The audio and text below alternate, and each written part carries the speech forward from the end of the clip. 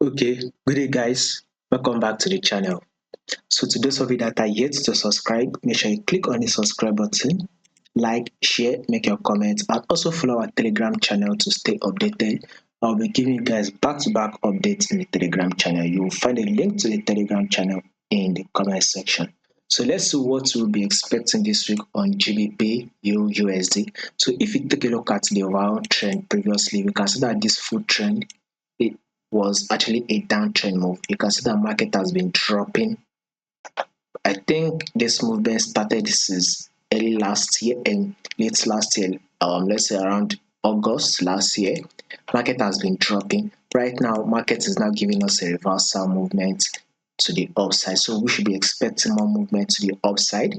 So now let's go to our 1 hour time frame. As you can see, we can clearly see our trend, which is a trend to the upside. As you can see, an higher high, higher low, higher high, higher low, higher high. So let's wait for the higher low to play out.